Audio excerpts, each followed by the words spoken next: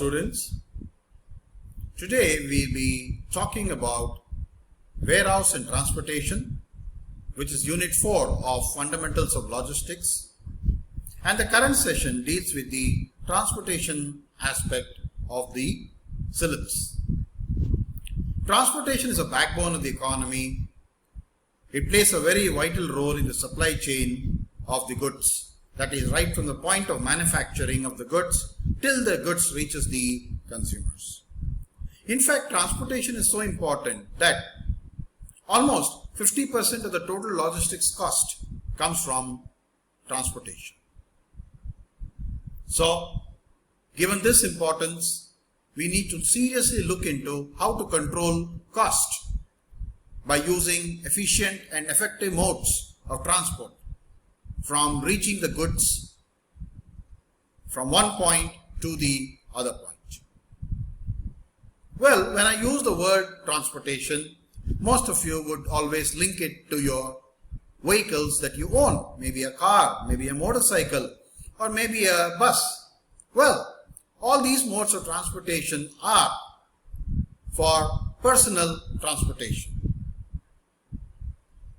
Buses are for public transport to commute from one place to other. In this session, we will be looking at transportation from a business point of view. The commercial vehicles, the importance of, well, rail, lorry, truck, trailer, ship, air, and not the personal transportation. And now we can get started. Transportation is a major contributor to the Indian economy. In fact, the activity of transportation actually physically connects the business's supply chain.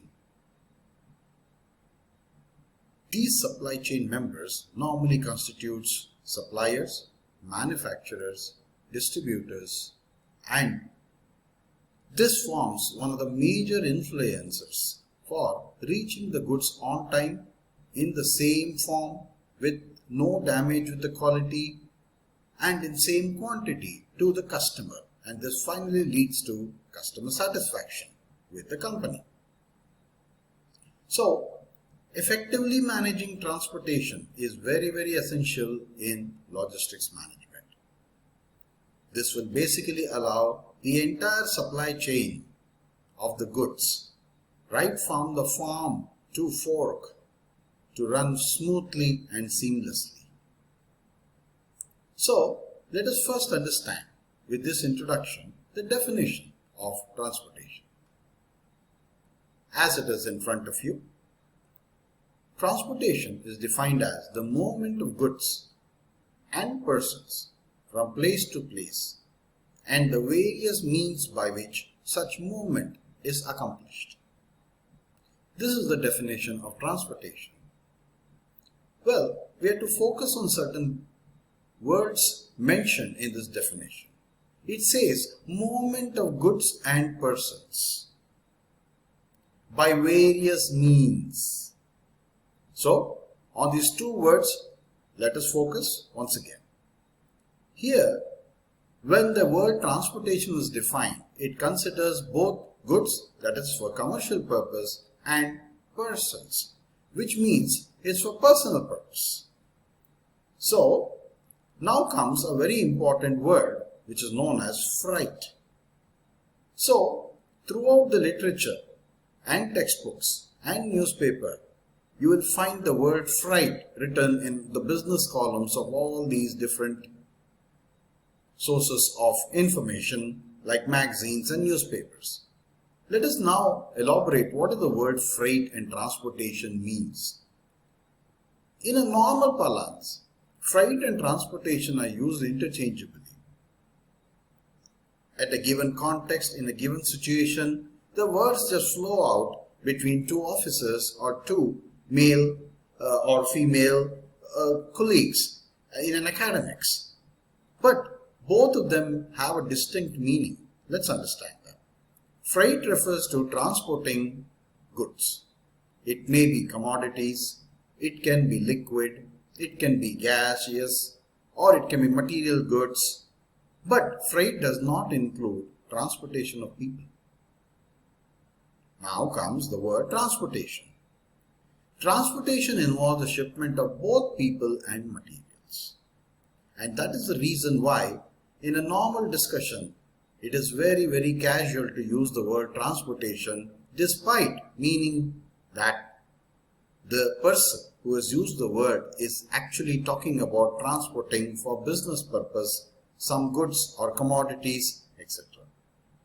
Now, in the definition, the word means is also important because, again, in normal literature or the textbooks, magazines, newspapers, the means of transportation is always interchanged with the mode of transportation. Essentially, both means the same. With this, I hope you have got some clarity with the definition of transportation. Once again, it is defined as movement of goods and or, we'll use the word and or persons from place to place and the various means by which such movement is accomplished. Now, let us look at this picture. The title of this picture is Freight Movement. As you can see from points 1, 2, 3, 4, 5, 6, 7. If you look at this picture, you will know the importance of transportation. I am sure all of you watching this video are wearing clothes, garments, t-shirts, etc. If we use a simple example of a shirt, look at the process given here. Though this picture is never talking about any particular product, rather than it focuses more on the freight movement, we will exemplify this with a textile garment that you are wearing, maybe a shirt or a salwar or a kurta. So let's see what happens. Point number 1, raw material source. Point 2 is a processing unit. Point 3 is a port. Point 4 is a distribution center. Point 5 further goes to distribution center, which is known as a city distribution center, and then it goes to an urban facility and finally to the consumer. All places the word transportation from one point to the other is very important, as it has to run smoothless and seamless. So, if at point number 1, the raw material source, let's say you're wearing a cotton shirt. So, cotton is transported to the processing unit. Cotton is plucked from a plant and it has a very varying form with lot of dirt. In the processing plant, lot of activities happen, from removing the dust to making it into a bale, from bale to a sliver, from sliver to a yarn, from yarn to a fabric. It may all be done in one factory or processing unit, or it can be done in multiple factories, which is not shown in this picture. But however, if it's a multiple factories where this is processed, then you need to divide the picture processing unit between multiple points, and between each points you have to involve transportation. So let's say the garment is ready, for our example, in a processing unit. That means right from a cotton that is grown in the field, it is transported to a factory or a processing unit. It has been turned into a garment in the manufacturing plant. From this, it is being now sent to another locality, where through a truck, it is to a port. When I use the word port at point number 3, it's basically, it can be an airport, it can be a seaport, it can be any port. But in this particular example, as you can see in front of you, we are talking about a seaport. So from there, the port, the goods are loaded in a container, as you can see the symbol in front of you. And from there, the ship sails on a containerized vessel and finally reaches the port of destination, and that can be a regional distribution center.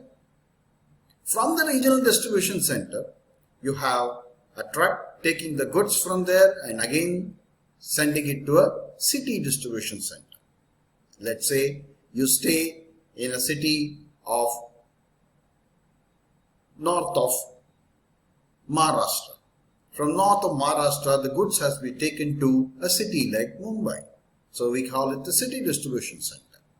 From the city distribution center, it is taken to urban locality. An urban locality can be any of the suburbs of Mumbai. It can be Dadar, it can be Bandra, it can be Andheri, etc. And from there, again, the goods reach the consumer. Well, at this stage, that is point number 7, the consumer can directly go to the urban locality, which can be a retail store, from where he picks up the goods, or he can book it online from where the dispatch happens through a transportation medium. So with this figure from point 1 to 7, if you can see, we have in front of you, just for example, we have railroad, we have roadways, we have sea shipment. So there are different modes of transportation to reach a different location based on speed, based on convenience, based on cost, and there are so many parameters that needs to be studied in the freight movement. That is what makes freight movement extremely exciting topic. Now, we'll understand transportation. As we all know, various modes of transportation such as human beings, camels, horses, donkeys, bullock carts have been used since olden times. In fact, there is evidence of these modes of transport in Indian or Roman or Greek or Persian civilizations. Transportation is not at all a very old topic. It is an age-old topic. It has been happening since time immemorial. So, it is not something which has started only in the 19th or the 20th century. So, we need to look at transportation from the ancient times. As on date, many of these old means of transportation are not wiped out from the supply chain system. In fact, they still exist. There are still human beings carrying. There are still camels carry in the desert. There are still horses in certain localities in the world. There are still donkeys used for transportation. There are still bullock carts used for transportation in the village side. In fact, if you look at the many products, especially fast-moving consumer goods like sachets of shampoo or small sachets of ketchup or confectionaries like chocolates, like candy bars, if you have gone to a small shop which sells only small quantities, you will find, might be, sometimes a person would have come with sacks of goods in his bicycle and he is giving all those goods from the bicycle to the small shop owner, or normally what we call as Kirana stores. Now, you might have guessed it, on what vehicle did he come? Which is a bicycle. That means even bicycle is used as a mode of transportation today at a business level. Why will bicycles be used? That may be a very good topic of interest, because if the distribution, that is a company that manufactures shampoo, wants to reach to the remotest place with their goods in a retail store, then sometimes transportation may not be available, which we call from road. There may be not proper roads, there may be no rail available. In such places, bicycles are the ideal mode. And especially when the unit cost of the goods are very high or very low. Based on this, companies decide whether we need to use mass movement of goods, expensive transportation, or will use very low cost transportation. So, based on this, for a Kirana store which requires small quantity and the unit value of the goods is very low, bicycles will be an ideal mode of transport. Hence, these are different means of transportation which is available. However, for this study, we may not consider camels or horses or bullock carts to understand transportation, because the modern economy of India stands on various different modes that we'll be talking to you soon. The third point in understanding transportation is efficiency. The modern economy today talks about sustainability towards environmental pollution, and in both the cases, transportation plays a very, very effective role. Efficient transportation not only does reduce pollution but also leads to industrialization and a better standard of living. I think this statement requires some little elaboration. What is the meaning of industrialization? If raw material doesn't reach the goods or the factory on time, then most of the factory will be waiting for the raw material and have to stop the machine. And because of this, cost of wages and cost of stoppages of the machine will increase the unit cost, and this will reduce the business profits, and many businesses will suffer. And because of this, many business people might have to stop their operations, or the new entrepreneurs will be afraid to start any such business because of the requirement of timely quantity and quality of raw material. That means transportation has given a very big push to industrialization in all the economies of the world. It also leads to increased standard of living, definitely, because when the goods are available, customers have a wide variety. They can choose the quality of the goods based on the price that they can afford. Now, in the same way, if you look at the previous word, industrialization, because of industrialization, more and more companies come into business. That will increase employment. When employment increases, also income at an individual level also improves. And when income improves, he or she can go for more number of goods or a better quality of the goods. And that improves the standard of living. The fourth point is transportation is extremely important for procurement, manufacturing and market distribution. See, transportation plays a role in every stage of supply chain. Procurement of raw material, manufacturing, that means using this raw material and processing it into some finished goods, and once the goods are completed, packing, and finally distribution. Of course, distribution is just a design, but to reach the goods to the stated distributor or wholesaler or semi-wholesaler or retailer, you require transportation. That is why we use the word market distribution. And now in the modern economy of India, all of us can witness digital transformation in various facets of our life, and in similarly transportation too. There are various changes that is occurring slowly, albeit consistently. So digital transformation in logistics and transportation industry has led to very intelligent transportation system, which is an integrated system that implements a range of communication, control, vehicle sensing using electronic technologies. So we have started from age-old modes of transportation to the modern transportation. I hope understanding transportation will lead us to understand this topic in a much in-depth manner. Alright, so we'll go to the next slide.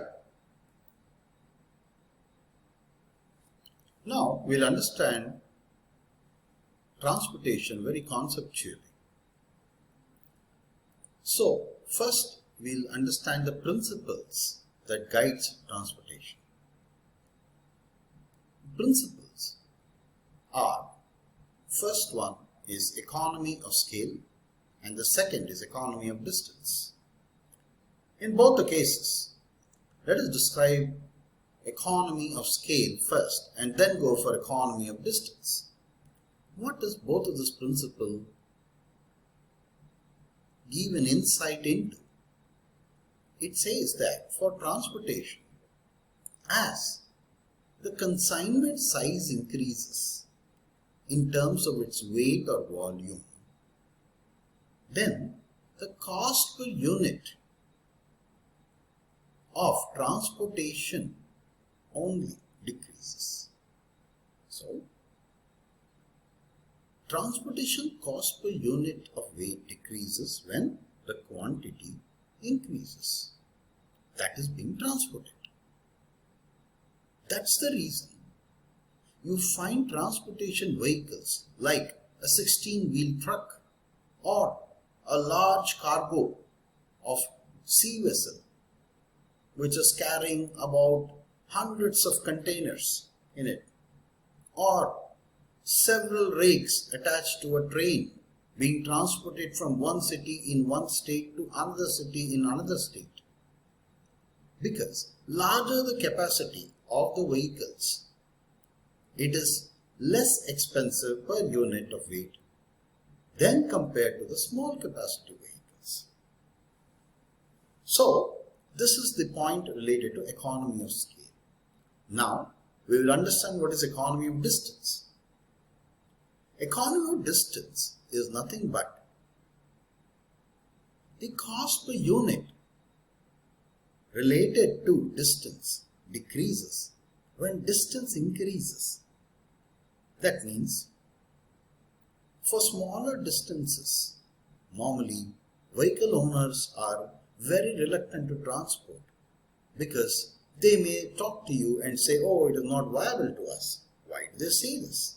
That is because a hidden logic of economy of distance, that is what they are speaking about.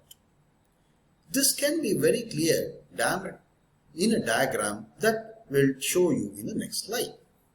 Look at the slide in front of you. You have two figures, one on the left hand side and other on the right hand side. The left hand side speaks about economy of scale. So, what did we speak about economy of scale? Look at the x-axis and the y-axis. On the x-axis, we have mentioned weight of shipment. On the y-axis, we have mentioned cost per unit of weight. Please understand, here it's not the cost of production. As soon as we use the word cost, it means cost of transportation. Okay? So, cost per unit of weight only in terms of transportation. In our study or our subject, we say cost of total per unit of weight. If you see the red line and it is sloping downwards, that means initially when the weight is less, then the cost per unit of weight is very high. As the weight of shipment increases, you can see the curve. The cost per unit of weight steadily goes down. And more the weight of the shipment, well, of course, that is based on the capacity of the vehicle itself, the cost per unit of weight also goes down. Next concept we speak about is economy of distance. That is on the right hand side. Look at the economy of distance graph. On the x-axis, we have mentioned distance. On the y-axis, we have mentioned cost per unit of distance. As we can see here, when the distances are very short, then the cost per unit of distance is very high. And as the distance, that means transporting the goods from one point to the other, is very long, then the cost per unit of distance goes down. So, if you are an entrepreneur in the business of transportation, what would you prefer? In order to make better profits, you would always prefer the weight of the shipment to be high, so also the distance to be long. Alright? So that is the fundamental principles in transportation which is very essential for us to understand. Now, we'll go to the major functions of transportation. The functions of transportation can be listed in several points running into several pages. But in this slide, we are just focusing on some major functions of transportation. Point number 1 is product movement. Second is product storage. What do you mean by product movement? Products that are materials that can come in the form of components. It can be spare parts, it can be assemblies, it can be work in process goods. These materials need to be moved from one place to the other, or rather, it has to be moved from one stage of the production to the next stage of the manufacturing process. Well, if it's a finished goods that finally people like you and me use it, maybe a garment, maybe a toothpaste, maybe a soap, then we speak about the delivery process. That's the next stage. So, if it has to reach the ultimate customer, product movement is very essential, and that is one of the major functions of transportation. A very little known function of transportation is product storage, which is very essential to know. Many people ignore this, but we need to focus on this. It says transportation provides temporary storage. Yes, very much. What does they mean? Let's say the goods have been transported from one city in one state of India, maybe south of India, to another city in the north of India. The time required will be in multiple days. Let's say the goods are loaded from the southern tip of India and it has to go to the NCR locality of north of India. Between these two, it has to crisscross several states, several borders, and there may be n number of warehouses available where the truck will be taking the goods there, unloading it and keeping it in the warehouse, and then after relaxing or after repairing the truck or after filling the petrol or after taking a night nap, they will again reload it and then move the transportation vehicle to the next destination. Is it true? That is how it happens. For long journeys, it takes more time than what an average Google map tells you, especially if it's a goods carrier. So, this analysis of product storage comes from the fact that it is the cost of loading and unloading and storage of the goods in the warehouse all put together, you need to summate it versus simply keeping the goods in the vehicle.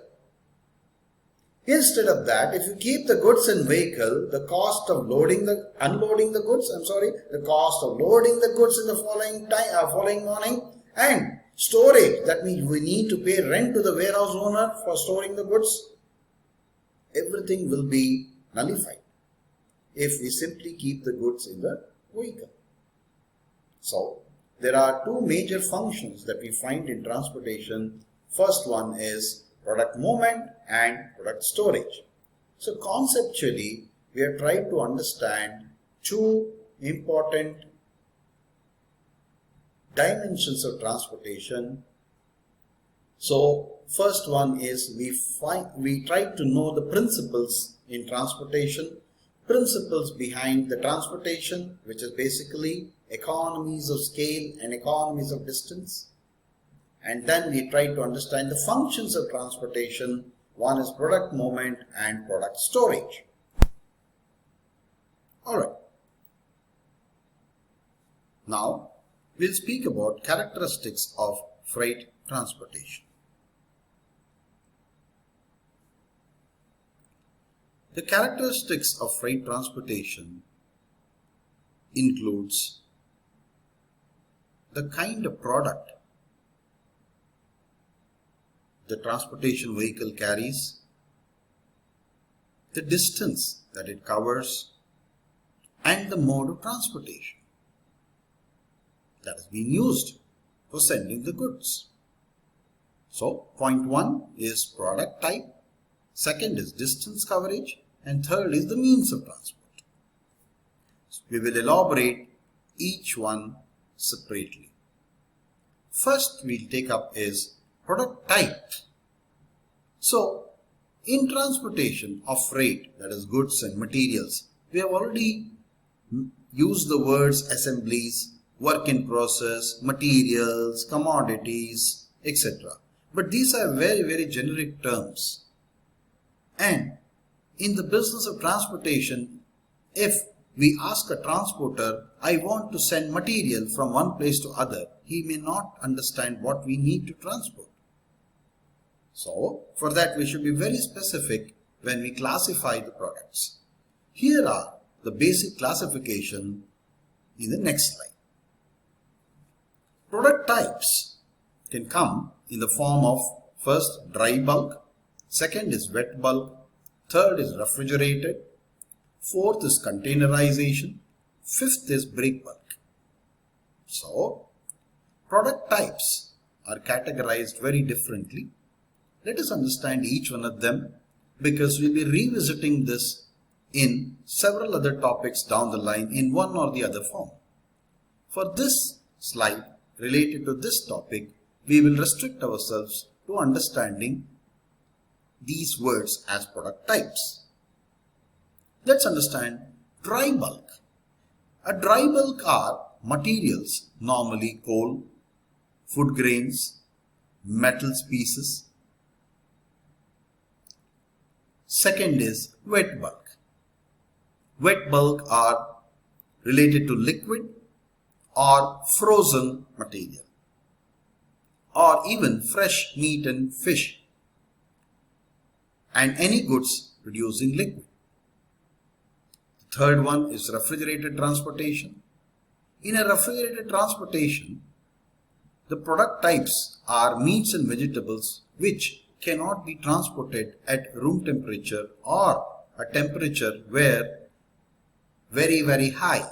Normally trucks or rail transit between two different cities, two different states where there is a big variation in the weather conditions. One state may be very cool and if we go to the other state it may be very hot. In such conditions, perishable goods like vegetables and fruits get spoiled. For that reason, we have refrigerated transportation where temperature control is maintained and the freshness of vegetables and fruits inside, including meat and fish, are maintained. The fourth one is containerization. This is rather a very different word where it doesn't focus on the product itself but in the style in which the goods are sent from one place to the other. Let's understand what the style means.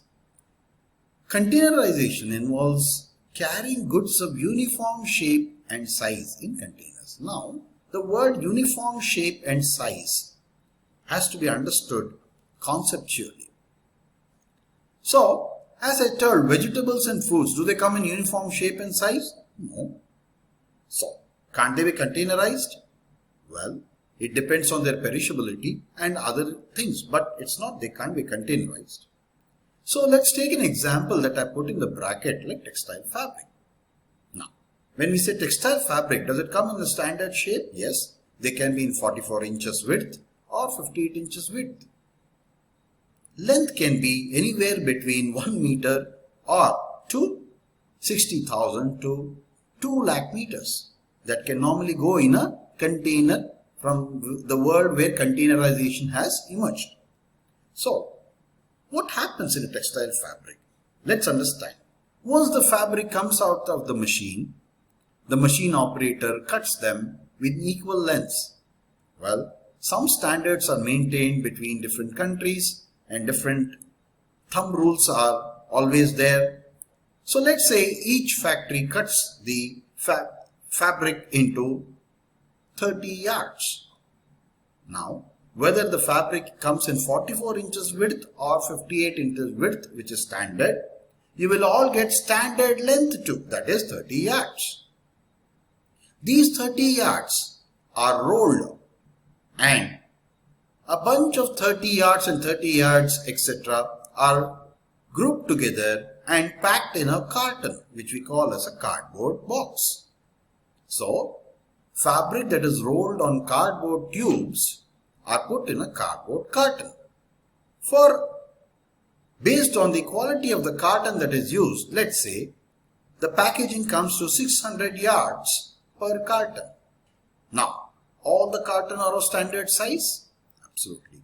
These cartons are strapped and labeled and then put in a container. And we can put, based on the total quantity required by the customer and the capacity of the container, certain fixed amount. With this, I hope you can understand containerization is basically bringing uniformity in the shape and the size of the product in such a way that uniform shape and size goods can be sent into uniform shape and size of containers. Containerization has become so revolutionary and has increased cargo movements throughout the world manifolds. That is why containerization is a very important word that has to go throughout the syllabus of transportation. The last part is break bulk. Break bulk is a product type that is transported in bags, in boxes, in drums, in barrels, or some items of extreme length or size. What does this mean? Yes, certain items of products, without naming them, cannot be just dumped into a container or in a truck. It has to be put in a bag. Let's say we take postal envelopes. It has to be sent in a bag. So it is put in a gunny bag and the gunny bag is dumped into the cargo unit or the freight or the vehicle. It can be a train. In the same way, the other part says extreme length or size. Well, wind turbines. Wind turbines are so big, space shuttle parts. Normally, space shuttles need to be transported from different cities and they need to traverse various different countries. Normally, transportation means used is always train. The train is fit with big wings, big span, gig machineries, all in knockdown conditions. However, it is not so small. But for example, a wind turbine is so huge. It has to be placed inside a truck or a train in such a way that the product inside doesn't get damaged. But the entire unit cannot be shipped. It is impossible to ship. No vehicle can carry such a big unit. So this is known as extreme length or size. We call this as bulk break. So now we have finished the product types. As of now, I hope you have to think, is any other product left out from the 5 given product types? Yes, in this world we have millions and millions of products. Different names, different variety, different packaging size. In order not to get complicated or confusing to write down each of these products, we have categorized it into different types. So, point 1 to 5, the dry bulk, wet bulk, refrigerated, containerized and bulk break are different product types. Now, we shall go to the next part, that is the distance. So, in order to understand the characteristics of transportation, freight movement is divided into 3 parts. Basically, freight movement starts from point of pickup to point of drop. When we use the word freight movement, we should immediately know that we are talking from pickup to drop. It is not always the end user that we need to consider or any other next step of transportation. No, it is only from pickup to drop.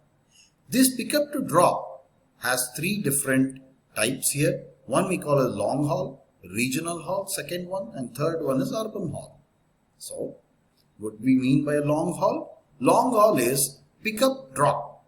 That is movement of goods across the country, traversing different states. As I told you, southern point of India till the northern tip of India. It is truly a long haul. Or we take the goods from Maharashtra to Assam. It's a very long haul. Next is a regional haul. Let's say we speak about central India or south of India. South of India becomes a regional haul. It's a region. We can define region in terms of a given geographical area like a state or multiple states. Movement of goods within a region or a state is a regional haul. Finally, urban haul. Urban haul is basically movement of goods within a city. Let's say we stay in a city like Chennai or Bangalore or Mumbai. Then goods has to be sent from the distribution unit to the retail store. For this we call movement of goods within a city. That means as soon as you see these three different freight movements, you should be able to analyze what are the different sizes of vehicles for transportation used. What can be the different modes of transportation? Can we use a very long truck for transporting from one point in the city of Bangalore to the other point in the city of Bangalore? Not possible. In Mumbai, it's not possible. In Chennai, it's not possible. Because these are metropolitan cities. These are very busy cities. Traffic is very, very crowded. So, such vehicles cannot run on the roads with such heavy passenger vehicular traffic. In such cases, you might require a smaller van or a jeep to transport the goods. So, now comes the third part, that is the modes of transport. Now, in the modes of transport, we have mentioned road, that is roadways, rail, that is railways, water, that is sea shipment, air, that is air shipment, and finally pipe. So, the modes of transportation, the major modes of transportation is listed in front of you. It is used for long haul, regional haul, and urban haul. For considering, after taking into consideration various aspects related to transportation, and finally, what are the product types? Is it a dry bulk? Is it a wet bulk? Is it containerized? Is it break bulk? Etc. So, the next part we go is, let's have some small knowledge about the share of freight logistics in India. The data is barely, well, not very recent, but I think 2019, that is just before the start of the problem that the whole world faced. We have seen here that for this year, we have considered road, rail, sea, and also inland waterway and pipeline. However, air shipment is not in this data. But however, if we look at different modes of transport, we see here that in India, the highest percentage share for freight logistics is with road. So, now we know how important lorries and trucks that moves on your, or trailers, what we call, move on the road, especially on the highway. They are the backbone of the economy. That's why we say transportation is so important. Next is rail. Rail, that is rail freight, not rail passenger, once again, to remind you. Rail carries only just 27%. Now, freight logistics in India, that is sea, is 5%. Well, don't be misled by this figure. We are not talking about goods that goes out of the country through sea to other part of the country that we normally talk about is exports. We are not talking about exports or imports here, because that is a part of the final module or unit of your subject. Here we are talking about sea being used for transporting from one place in India to the other place in India. I hope all of you realize India is blessed with sea bordering its countries, whether it's at Arabian Sea or the Bay of Bengal. And we have several ports, from Haldia port in Calcutta to Visakhapatnam to Chennai port to Mangalore port, and from there one of the biggest port of India, that is Nhava Sheva port, that is in Konkan region in Maharashtra. So, sea shipment here is barely very minimal. Yes, it is very minimal. It is only 5%. Inland waterway has taken a precedence, and the government is also looking at ways for various reasons to see whether they can increase the share of the freight logistics through this mode, that is inland waterway. Currently it is only 2%.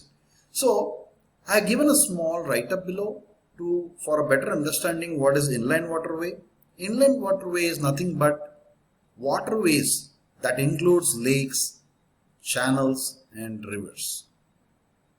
So, as we see here, India has a potential of 1,45,000 kilometers of inland waterways.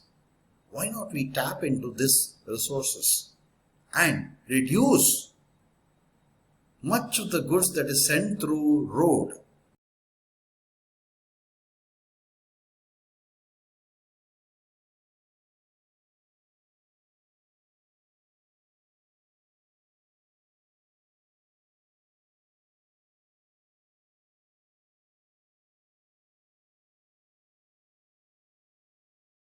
Now, let us look at the various transportation choices available and how businesses need to evaluate. The table in front of you has got several columns starting with the left hand side. The first column speaks about characteristics of all the modes of transportation, which is common and which is a right way to evaluate each transportation mode. Listed down in these characteristics are first speed, next is the cost, third is the loss or damage, then frequency, followed by dependability, capacity, and availability of the transportation mode. Well, as we know that each country's infrastructure differs. Some are very advanced countries in the world, some are middle income countries, some are very low income or poor countries. Normally, in countries which are very low income, most of the infrastructure for transportation may be even unavailable. By meaning of transportation, I just don't mean trucks or lorries or trailers or even a railway network. But I'm talking about even basic roads where people can travel from one place to the other. So most of the time there is always what we call as the Kacha road between one city to the other, and the outskirts of the city, the road conditions are very, very poor. So considering that different countries have different levels of transportation infrastructures, we need to be looking into the common characteristics, how each of the mode of transportation should be analyzed. Well, this slide gives you a superior insight into how businesses basically make a decision. Definitely for businesses, it would have become an experience or a thumb rule or information and the knowledge that they keep gathering from businesses, customers, suppliers, even sometimes competitors or research reports, magazines, etc. But however, it is very important for students of logistics to know how logistics infrastructures are characterized as. So we'll take the first characteristics of the mode of transportation, that is speed. Here, below each mode of transportation, that is air, pipeline, highway, rail and water, how each one fares with these characteristics. One is the number given for a fastest mode of transportation and the fifth is the slowest. But if we look here, the fastest mode of transportation is air shipment, and definitely all of us know that to reach from one location to the other, many people take air as their quick mode of transportation, so they can reach the city very quickly. Even from city to city or from state to state or even from country to country, air shipment is always the most preferred mode because it is the fastest. So we know that from Bombay port to the Dubai port, that is in UAE, an air may take not more than 3 hours, but for the same distance covered by sea, it may take 12 days. So you know the difference between it. So this is followed by speed being air, the top one. The second one is the road, In road we call it highway, and highway is much faster than rail. Well, this is quite debatable. It depends on the distance and the network with which it is passing through. But sometimes in some situations the highway and rail may not have much difference. So that's why they are very close to each other. And lastly, and then comes the pipeline, and lastly it is water, that is sea shipment. Now the next characteristics is speed. After that is cost. In cost, if you see, the matters are reversed completely. Well, in cost, if you see, 1 denotes the highest cost, which is actually not very favorable for the businesses, whereas 5 denotes the least cost. Although speed for air is highest, now we know that it is also very, very expensive. It is very costly. On the reverse side, although the speed of sea shipment is very slow, the slowest among all modes of shipment, it is the least expensive among all modes of shipment. So, because of this reason, businesses need to take a careful evaluation across their budgetary constraints as well as lead time and delivery of the goods for the customer. Next part is the how pipeline, highway and rail fare. If we look at here, as per the cost is concerned, highway is a bit, that is road is a bit costly compared to rail. Well, these two things are always debatable. Why? Because both of them run on diesel. In some countries, coal is still used to fuel rail, but countries like India use diesel motors, and diesel is used to run trailers, etc. However, India will also advance to electric. We already have electric trains, but not for very long distances. But we also need to bring in for heavy vehicles fueled through certain alternative energies. But at this moment, considering both run on diesel, we know that for road it is more expensive than rail, and pipe again is less expensive, but again it's more expensive than water. So that's what makes sea shipment the most favorable mode of shipment. So now we'll go to the next characteristics. The loss and damage that can happen to the products that is carried by the vehicles in transit, sometimes even during loading and unloading of the goods. Well, there are a lot of criteria that has to be considered here when we talk about loss and damage. But initially, to have a insight into the characterization of different modes of transport across the loss and damage, we find that the least damage can happen across the pipeline, whereas there's a huge possibility of damage that can happen across the rail mode of shipment. Well, if we see here, the least is pipe and followed by sea.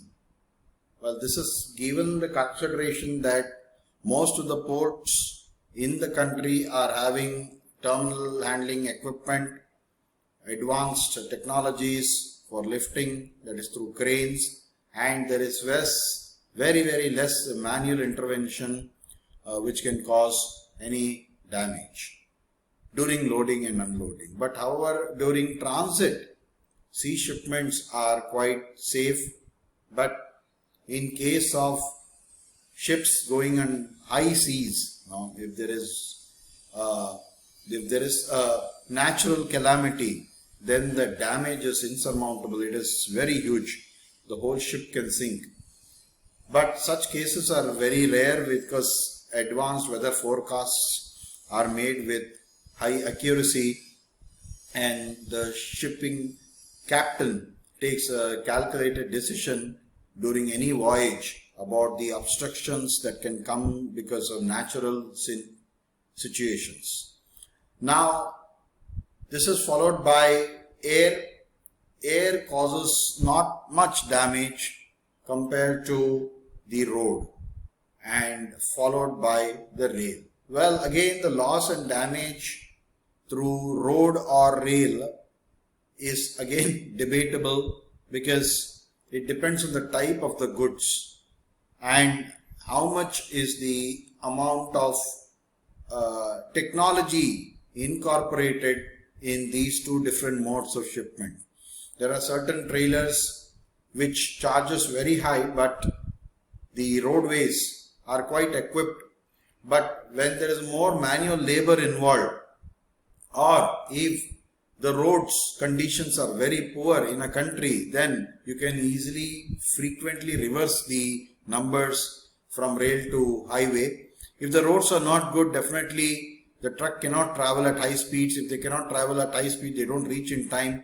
For that reason, they need to maintain a steady speed, and with a bumpy road or a kitcha road, the products inside the vehicle is prone to losses, damages, breakages, etc.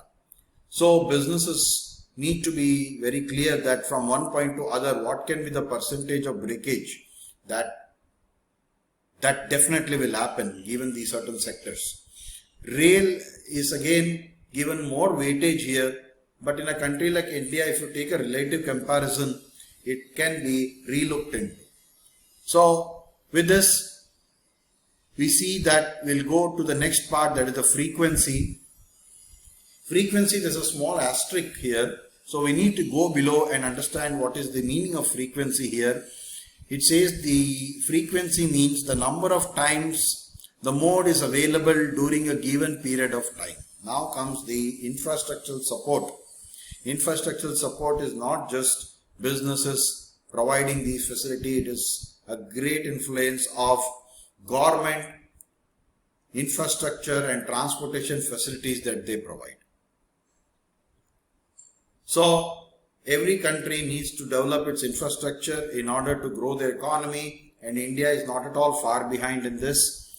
Well, let's look at the comparison, how it goes. As far as the frequency is concerned, pipeline, maybe very few products can be sent through it. It fares one of the best because it's available at most point of time, because there are no many products going through that, number one. And number two, some pipeline, when it's used, it is used frequently for the same reason. A petroleum, crude oil, it uses pipe. I mean, you can't take any other material in that besides that.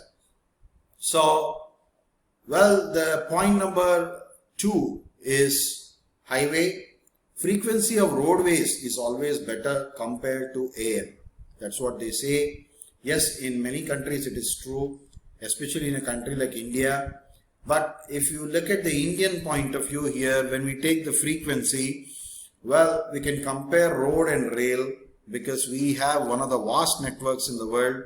Well, of course, these studies have been done abroad, and as you can see, it's run by Roland H. Bellow, who is also has authored a book on supply chain management.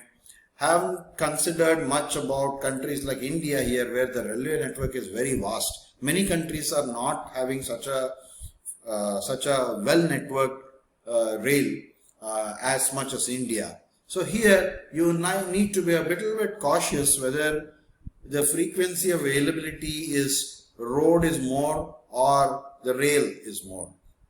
However, given consideration to the other characteristics is equally important. But as far as the frequency, the least frequency concerned is waterways. Yes, water is sea shipment. Ocean vessels, normally they are known as liner services, and liner services work on a very, very scheduled program from having fixed stopovers from one port to the other, and normally they return back to the same port. So there are other services in like tramp services, which is only upon booking, and there are certain services like bulk services. But liner services among the sea shipment having the maximum market share. And as far as ocean vessels are concerned, pre-booking the vessel space or a container depending on the type of the goods is very essential. It is not possible to have a one-day notice and you get a vessel where it is certain, again it's very seasonal. Certain businesses depending on the products, normally during the year end it is a mad rush if you are shipping the goods from one country to the other, because most of the developing countries will be shipping the goods to the developed countries, let's say US or UK, Europe or America. Then because of Christmas purchases and the other festivals that they have, or like Thanksgiving, the demand for products are very high. So most of the shipments leaves the shore of a developing country by October or November, so that it's a 1 month or more voyage time to reach US. And at that point of time, there's a very, very mad rush. That means during those period of shipments, companies need to be careful to do some advance booking. Otherwise, normally during non-peak seasons, they are available. So this picture has to be seen, and you must get an insight and mull over each of the numbers and question whether how it can be as relevant to India. Now, next thing is for dependability, and the least dependable is airlines and the most dependable is pipe, and the other relative figures are roadways and rail and water. So what we send is what we get. Well, that is what it is, and that is dependability. Let's look at capacity. Again, in front of capacity there are two asterisks, and capacity here means the ability of the mode of transport to handle large or heavy goods. This is very important. B2B and some products in B2C are all heavy shipments. Heavy in some terms of volumes. You can call it tonnage, kilos, metric tons, etc. Cardboards, pieces, many other units of measurement. And the most voluminous form of transport is always sea shipment. In fact, most of the ocean liner vessels are having carrying capacity that is measured in what is known as 20-foot equivalent units. We call it 20 feet equivalent unit. That means how much 20 feet size containers can be carried by a vessel. And as on date, couple of decades before, rather I would like to say, it was 5,000, 8,000 containers, but today man-moth vessels sailing from one port to the other port carries more than 16 to 20,000 containers in a single voyage. It drops off at several major ports, offloads some containers meant for that port, and then reloads container that is ready there to be taken to the next port. So as far as capacity in a single voyage, that's what it means here. There is no match for the sea shipment. Even the second rail is not even close to sea shipment. It is a distant second. And the least is pipeline. Well, since many products are not sent through that, we will focus on the next best, that is the air. Yes, air compared to even road or the rail has got a very less capacity, and moreover it is also very costly, and the only benefit from air we get is it is very, very fast. So speedy shipments, air is the most preferred, but we have other considerations also for transporting the goods. At that time, most of the other characteristics needs to be looked into. The last point we look at is the availability of the mode of transport, which is the best is highway. I mean, it is a smooth once the goods are loaded. There is availability of the vehicle, there is availability of the route. Very rarely does it get affected due to natural calamities. This is followed by rail. Then next comes is air. Air is a very, if the weather conditions are bad, no airlines can take off. It gets stranded in a particular airport, whether it's a passenger airlines or even a cargo airlines. Unlike any military airlines, military aircrafts, these two commercial and passenger commercial vehicles, airlines are much affected due to weather conditions. This is the first one is highway, second is rail, third is air, the fourth is water. So again, water was rather again a problematic mode of transport, but now many issues related to the sea shipment is improved due to GPS tracking and other security facilities available. Sea shipment is also a better mode of transport. So with this, we look at all the characteristics available for all modes of transport, which is important in analyzing it. So if I ask, or if you want to ask yourself a question, when will I use a sea shipment? Then you need to know the primary answer will be when the volume of my goods are very, very large. Yes, that's how we need to analyze. Or when will I use the air shipment? It is obvious when the customer requires the goods at a very, very short notice. Okay. So as far as highway rail is concerned, we focus on other characteristics more because highway and rail are common modes of transport in many countries for domestic purposes. If a country is a landlocked country, that means it is surrounded by all directions, different countries, where they are not exposed to the sea itself, then it becomes imperative for them to use these two modes of transport to move from one country to the other country. However, the intra-transport, that is transportation within the country, not just landlocked country, even countries which are surrounded by sea, a country like America, the sea boundary is very large. Country like India, half the size, if you look at the India's map, then you'll be very clear. We have so many ports. In such cases, highway and rail are largely for domestic transportation, whereas air and water remains for international transportation. Pipe is very, very much restricted to certain products, where it is always advisable to use pipe compared to highway or rail. So that's how it is.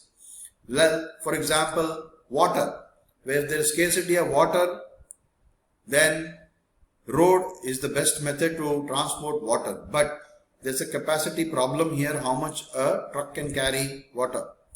Through pipe, most of the water supply from public distribution is managed. So with this, we'll look into the goods normally carried by different modes of transport. However, these are only indicative to understand that variety of goods requires different variety of modes of transportation by default, and the previous slide that spoke about evaluation of various modes of transport is also a continuation of this that we are going to discuss now. So rail normally carries extracting industry. When I say extracting, then if you would all might have witnessed one or the other point in your time in your life, coal is the normal product that uses rail from the place of extraction to the nearest depot. And supplying to the other parts of the country, because coal is not available in every state. So it has to receive from one site to the other. So next is heavy manufacturing, agricultural commodities. We have seen rice gunny bags or wheat bags being transported in rail cargo or rail wagon, what we call, from one place to the other. And the next point is the next mode is the road. Well, a road is considered more for the transportation of goods meant from one intermediary to the other. That means once the big chunk of goods come at a common point, the goods are removed and distributed different geographical areas by the middlemen from one place to the other till it reaches the retail store, or till it reaches a stockist or a place where companies purchase bulk quantities.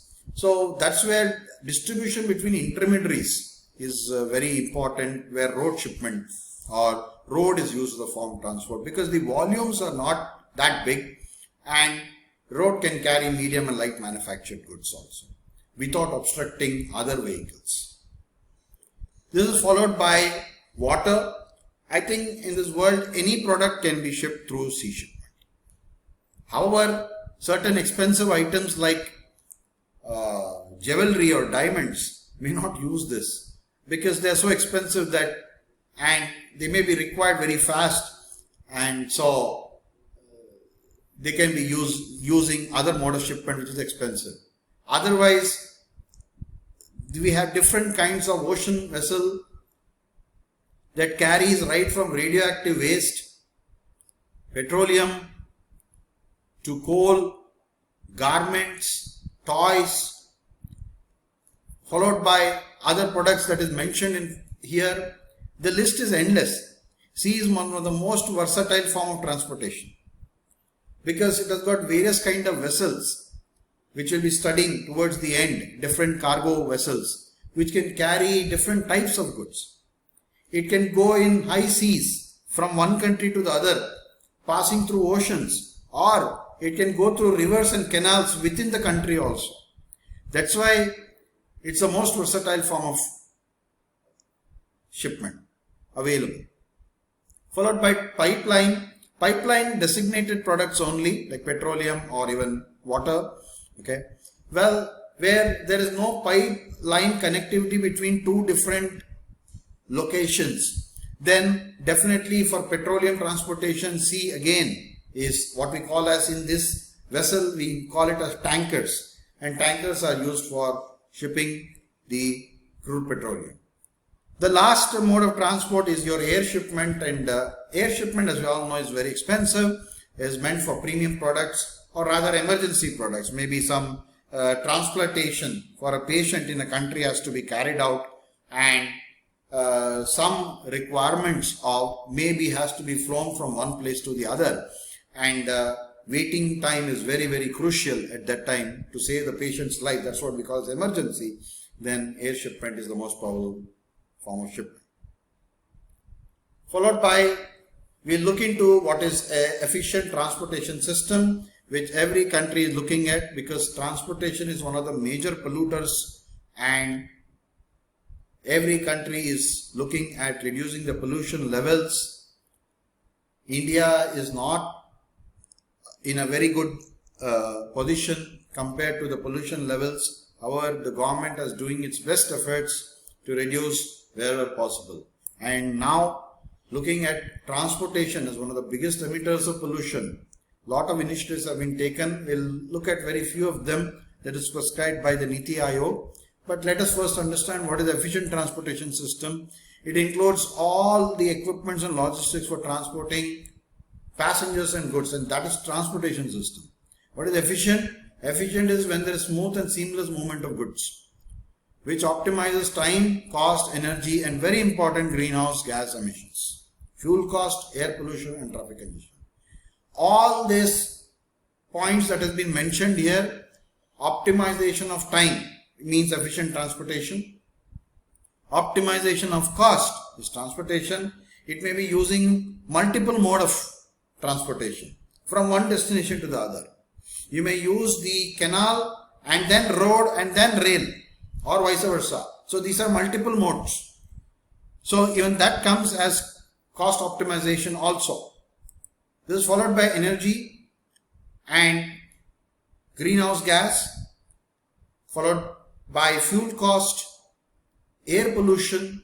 Air pollution is caused by different modes in very different way. I think pipe is the least emitter of air pollution, negligible, whereas we have road that runs on diesel and rail that runs on diesel and coal. Well, electric trains are also consume huge amounts of energy. So these modes of transportation, but however, it also leads to traffic congestion. That means even passenger vehicles have to compete for a space on the road along with these commercial transportation. So traffic congestion again is the biggest emitter of pollution and consumption of energy and fuel. So bringing about an efficient transportation is looking into all the aspects and trying to reduce each one of it, so that there is economic and social opportunities and benefits that result from access to markets, increased employment and other investments. However, this is at a very large outlook.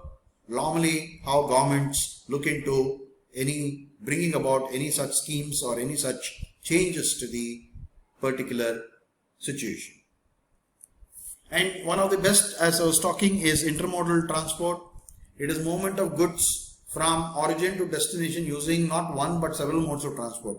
Depending on only one mode of transport may sometimes be time consuming, fuel inefficient, energy consumption and also costly.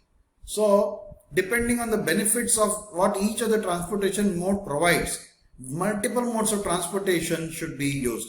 That means a country should provide connectivity from one mode of transport with the other mode of transport. This is one of the intermodal transportation. When governments don't provide such facility, then businesses have to rely on the existing infrastructure. Intermodal transportation combines various methods of transportation and it leads to efficiency, reduced cost, security and fast delivery. Normally in intermodal transportation we have road, we have rail, rivers, canals and sea. So something is left off, pipe and air normally doesn't come. That is the weaker modes of intermodal transport. So what are the benefits of an efficient transportation system? Benefits are several, but this has been grouped into direct, indirect and induced. Again, these are extracted from Niti Aayog's report. A direct impact can be improved efficiency, where transport provides employment and larger markets access and reduces time and also cost for the businesses, so that they can make better profit or increase their production and thereby also or reduce their price and increase the demand. The indirect impacts also is seen because of efficient transportation system, that is accessibility and wide range of value addition like employment. And lastly, there is induced impacts. Because of efficient transport system implementation, it induces a multiplier effects where the prices of goods and services starts reducing in per unit, and because of this consumption increases and many competitors who come and start business in such product or such product category, their variety of products increases. This is what is known as induced impacts. So there are multiplier effects available. And as far as the report from Fast Tracking Freight in India, which is a roadmap for clean and effective goods transport from Niti Aayog, the efficient transportation system material has been extracted from this report. Students are encouraged to look into this report. The concerns for efficient transportation are higher logistic cost in India and internal combustion engine vehicles that are getting obsolete and inefficient mode share and logistics practices. So, well, the government is trying to improve this by reducing the cost of transportation due various means, by shifting the bulk goods movements to rail and usage of truck, which is optimizing it so that it reduces the unit cost. This is followed by bringing in more efficient vehicles and cleaner fuels, alternative fuels, followed by running electric vehicles, so reduce the carbon emission. Followed by the last point is improve the mode share and operational efficiency by what we call as mode split. So a mode share is basically which mode of transport as a percentage is used compared to all the available mode of transport to reach from one point to the other. This is typically what we call as mode share or mode split. By doing an analysis of the mode split, the government can see how much businesses are able to shift from one mode to the other to reach the goods quickly, efficiently, with least energy consumption and fuel cost, the destination quickly. So this is known as improving the operational efficiency by first mode splitting. So this is what are the characteristics of the new freight ecosystem and the impact that it can carry as per the government. We complete the transportation part of the unit of warehouse and transportation. Thank you.